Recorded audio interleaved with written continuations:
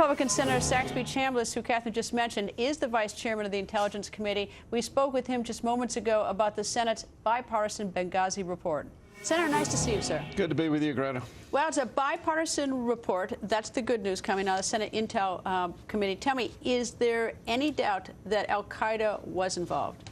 No question about it. I mean, we, first of all, Dianne Feinstein was a great partner in this, and we committed early on that it should be a bipartisan report because the facts speak for themselves. And while we can't say this was an al-Qaeda attack, we do know that there were several principal al-Qaeda leaders who were leaders of the group that headed up the attack. So there's no way not to characterize it as al-Qaeda being involved in an al-Qaeda attack. All right, happened September 11th, 2012, and then we had all that discussion about video or no video.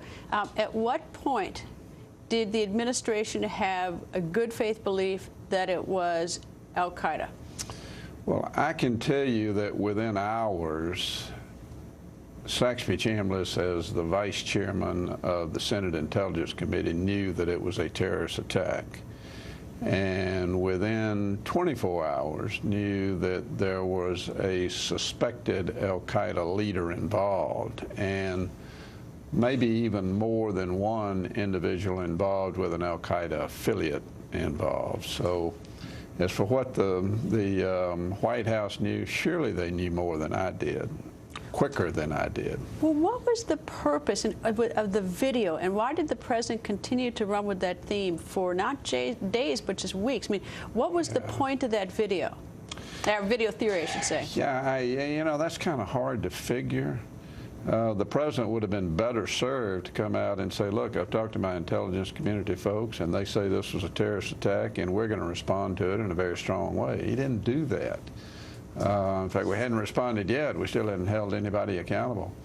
But the video in and of itself, it really played no role in this, according to everything from our intelligence community. Well, either the president was trying to game people with the video, or he was grossly uninformed what his intelligence people were aware of, neither of which is particularly flattering for a leader. Yeah, and I know the second point is not the case. The president, through his intelligence community, knew for weeks and months in advance of September 11, 2012, that Benghazi was a dangerous place, it was a violent place, that there were about 20 attacks that have been well documented against Western interests, including this particular mission complex. They'd had a bomb thrown over the wall. They'd had an IED blow a big 30-foot hole in the wall.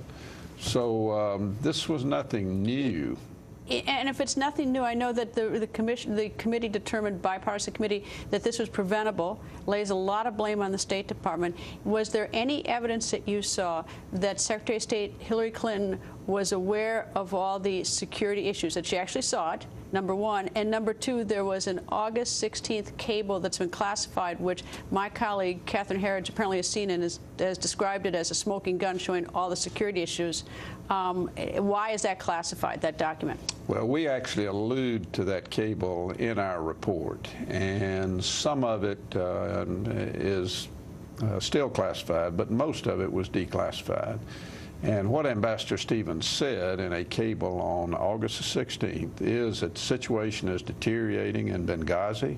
It's trending worse. We know that there are a minimum of 10 al-Qaeda training camps that are located in Benghazi, not in Libya, but in Benghazi. And it gives some other dire circumstances about the fact that if we sustain an attack, we simply don't have the capability of securing this complex. What Secretary Clinton saw, I don't know. Did you guys interview her? She did not testify before our committee. We don't have jurisdiction over the State Department. We pounded on the State Department for documents as well as interviews with individuals, and we kind of hit a stone wall with them on that. Well, the president said that he was going to do everything he could to cooperate. Did you get a sense that the Obama administration, when you say that you couldn't get the documents out of the State Department, that they were not cooperating? I don't know how you can characterize it any other way. Obstruction? I don't want to accuse them of something that I don't know for sure is the case. But if they really wanted to get to all the answers, and remember, Greta, this was an American ambassador that was killed. That just does not happen every day in the world. It happens about every 50 to 60 years. And it was that serious, and yet it didn't seem that the White House really wanted to get to the bottom of it to explain to these families what happened. Yes, an ambassador and, of course, 3 other Americans as well. Senator, thank you. Thank you for joining us tonight, sir. Sure, thank Greta. you. Good to be with you.